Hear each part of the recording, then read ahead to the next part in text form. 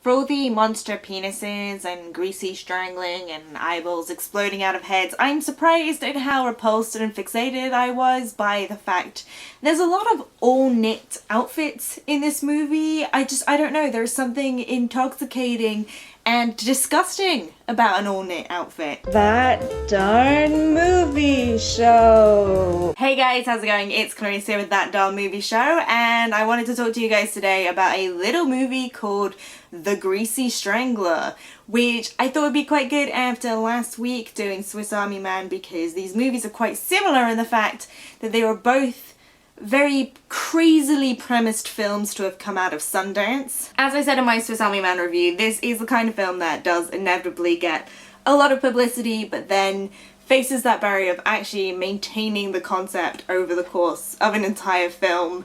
If you haven't heard of The Greasy Strangler before, it's directed by Jim Hosking, and it's both an homage to and a parody of those kind of classic midnight movies.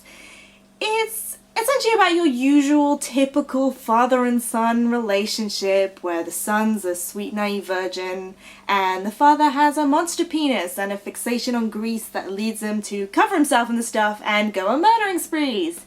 You know, just normal, typical stuff. However, this one comes with some pretty heavyweight producers in the form of Ben Wheatley and Elijah Wood. I think Elijah Wood in particular has a really good taste in horror movies, and it's always very comforting to see his name attached to a project. Like, he was involved with Girl Walks Home Alone at Night, which is an amazing movie, could definitely recommend that one. But I think The Greasy Strangler is pretty successful overall, and I think that's because, like Swiss Army Man, it really does manage to carefully balance tone throughout the film. I think it's just a really good example of navigating that very fine line between bad taste and just bad. It's got that similar affection to it that you see in like a John Waters movie, where there's just this little bit of sweetness kind of permeating underneath all the grotesque stuff. And you really see that in the contrast between this very like monstrous dad who is naked for the vast amount of this film, and when he's not, he's wearing this like velvet catsuit that has like a mesh cutout right where the dick is. And then this very, very sweet, like childlike, naive adult son, and the kind of ideological clash they have when they both start lusting over the same girl. And yet the film shifts tone so often that the sweetness can be really off-putting. I think the aim of this film is to make you as uncomfortable as possible, and it is very successful in that. So the sweetness is sinister, the humor's quite sinister because it's so surreal.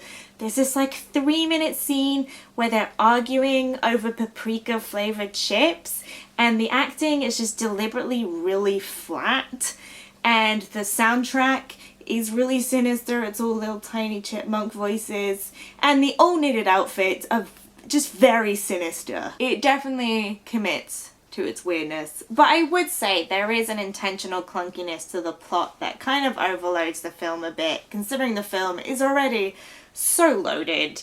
But overall, I would say The Greasy Strangler is almost worth watching just to have said that you've seen it, because it's so out there and it's so experimental, and now the image of a man covered in grease strangling someone until their eyes popped out is just burned into my memory.